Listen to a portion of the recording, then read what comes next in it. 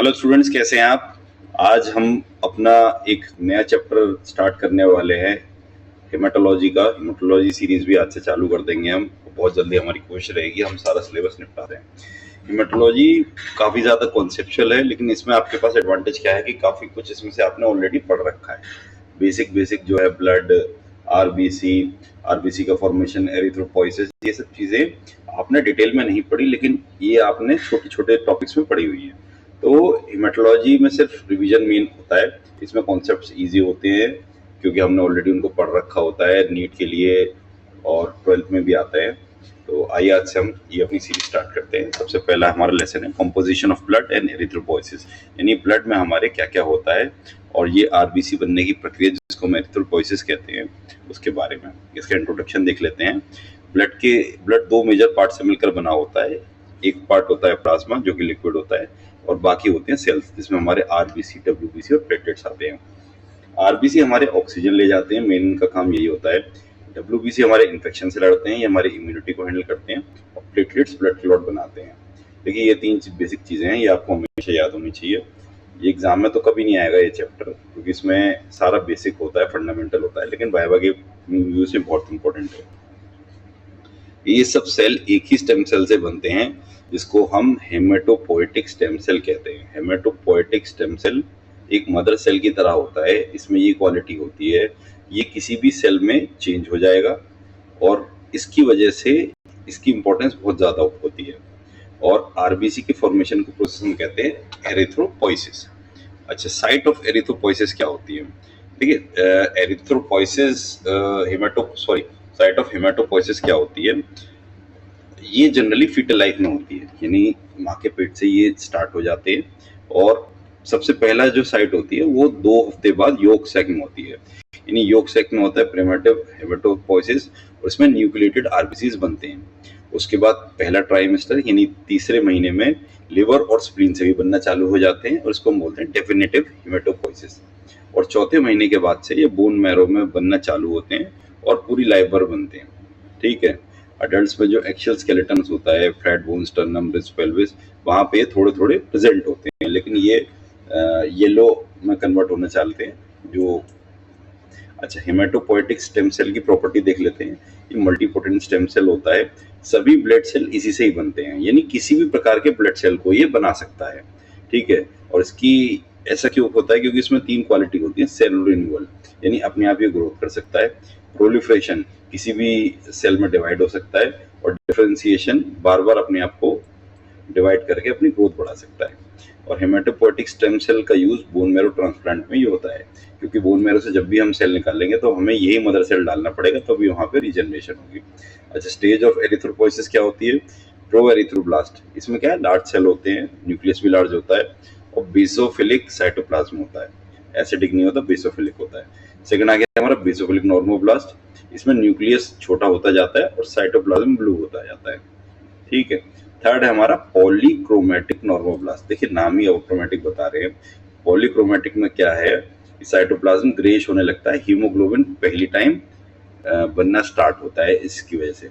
तो पॉली का मतलब हो गया मल्टी, और क्रोम का मतलब हो गया कलर, यानी इसमें कलर चेंजिंग स्टार्ट हो जाती है। फिर फोर्थ हमारा हो गया ऑर्थोक्रोमैटिक नॉर्मोब्लास्ट, इसमें न्यूक्लियस आयनोटिक हो जाता है और हीमोग्लोबिन का फॉर्मेशन ऑलमोस्ट हो चुका होता है। फिर हमारा नेक्स्ट होता है रेटिकुलोसाइट। रेटिकुलोसाइट में न्यूक्लियस होता ही नहीं, न्यूक्लियस चला जाता है और आरएनए का रेटिकुलम विजिबल हो जाता है। फिर सिक्स्थ हमारा हो गया मैच्योर आरबीसी। मैच्योर आरबीसी में ना तो न्यूक्लियस होता है ना ऑर्गेनेल्स होता है, केवल हीमोग्लोबिन प्रेजेंट होता है। तो ये हमारी एरिथ्रोपोइसिस की स्टेज थी। अच्छा, मैच्योर आरबीसी के कुछ फीचर्स होते हैं।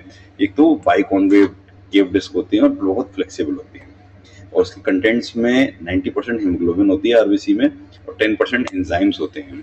तो हम एंजाइम्स पहले भी पढ़ चुके हैं, और देखिए कितना इंपॉर्टेंस है एंजाइम्स का। इनका जो लाइफ स्पैन होता है वो 100 से 120 दिन होता है।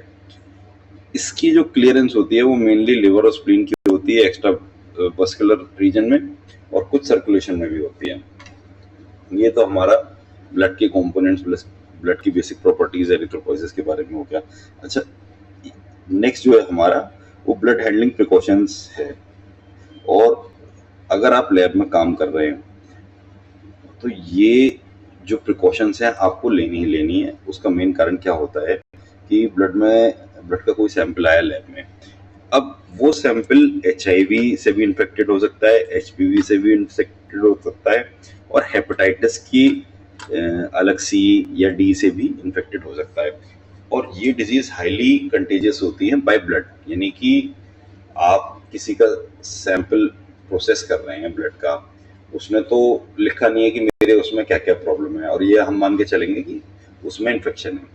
तो अगर वो कंटेमिनेटेड ब्लड आपकी फिंगर पे भी गिर गया, स्किन से भी टच हो गया, और उसमें अगर एचआईवी है, उस सैंपल के पर्सन को एचआईवी का इन्फेक्शन है, तो वो तुरंत आपके फैल जाएगा। तो इसलिए हमेशा लैब में कभी भी, क्योंकि मेजॉरिटी लैब्स में क्या होता है कि जब आप एक बार काम सीख जाते हैं, एक्सपर्ट हो जाते हैं, तो आप ये सब बेसिक प्रिकॉशन लेना बंद कर देते हैं। आप सीधे हाथ पकड़ के ही ईडीटी ऑयल पकड़ लेंगे, उसको प्रोसेस कर देंगे, उसी से सीरम निकाल देंगे, ऐसा नहीं करना होता। आपको हमेशा ग्लव्स पहन के रहने होते हैं। तो वही प्रिकॉशंस इसमें बताए गए हैं, और ये बड़े लाइफ सेविंग प्रिकॉशंस हैं। इसमें ग्लव्स, लैब कोट, मास्क और शील्ड यूज करना होता है जब हम ब्लड या बॉडी फ्लूइड्स को यूज कर रहे हैं। मास्क और शील्ड कम ही लोग यूज कर पाते हैं, क्योंकि हमारे इंडिया का टेम्परेचर काफ़ी गर्म है, और लैब्स में भी बहुत गर्मी रहती है मशीन्स की वजह से, क्योंकि जितने भी एनालाइजर्स हैं बहुत ज़्यादा हीट निकालते हैं। लेकिन ग्लव्स आपको हमेशा पहनना है, ग्लव्स और लैब कोट, जिससे ब्लड आपकी फिंगर से या आर्म पे कहीं भी टच ना हो पाए। और उसके बाद क्या करना है कि जब आपने सैंपल लगा लिया, टेस्टिंग कर ली, तो ग्लव्स उतारने के बाद आपको हैंड वॉश करना होता है। तीसरा है कि शार्प नीडल्स को इमीडिएटली पंचर प्रूफ और कंटेनर में डिस्पोज करना होता है, जिससे कि अनजाने में जिस आपको वो टच ना कर जाए, क्योंकि वो टच कर देगा और नीडल स्कैल्पेल तो तुरंत स्किन को पेनिट्रेट कर देंगे, और जो उनमें इन्फेक्शन होगा वो सीधे आपके ब्लड में चला जाएगा, मतलब वहाँ तो कोई बचने का चांस ही नहीं है। तो इसलिए तुरंत इनको पंचर प्रूफ कंटेनर में डालना होता है। उसके बाद बायोलॉजिकल सेफ्टी कैबिनेट्स जो होते हैं, उसमें जो भी आप ऐसे सैंपल करेंगे, एक्टिविटी ग्राइंडिंग करेंगे या कुछ ऐसा करेंगे जिससे एरोसॉल जनरेट हो रहे हैं या भाप जनरेट हो रही है और जो आपकी नाक में जा सकती है, तो उसके लिए उनको तुरंत वहीं पर डिस्पोज करना है। दूसरा, अगर आपको किसी भी सैंपल से इंजरी हो जाए या एक्सपोजर हो जाए, तो सबसे पहले आपको गर्म पानी और साबुन से उसको वॉश करना है, और उसके बाद उसकी रिपोर्टिंग करनी है। फिर इसमें यह देखा जाता है कि जो ब्लड से आप कंटेमिनेशन हुए हो उसमें क्या क्या इन्फेक्शन आए हैं, और वही इन्फेक्शन की टेस्ट आपको दोबारा आपके ऊपर लगाए जाते हैं। यानी मान लीजिए कि किसी स्पेसिमेन को एक टेक्नीशियन ने छुआ और वो स्पेसिमेन एचपीवी से इन्फेक्टेड था, तो पहले उस सैंपल का टेस्ट होगा रिपीट, कि इसमें कौन कौन से इन्फेक्शन है। फिर वही सारे टेस्ट उस टेक्नीशियन के होंगे जिससे उस ब्लड का कंटेमिनेशन हो पाए, और अगर उसको कोई प्रॉब्लम हो रही है तो फिर उसका इलाज हो पाए।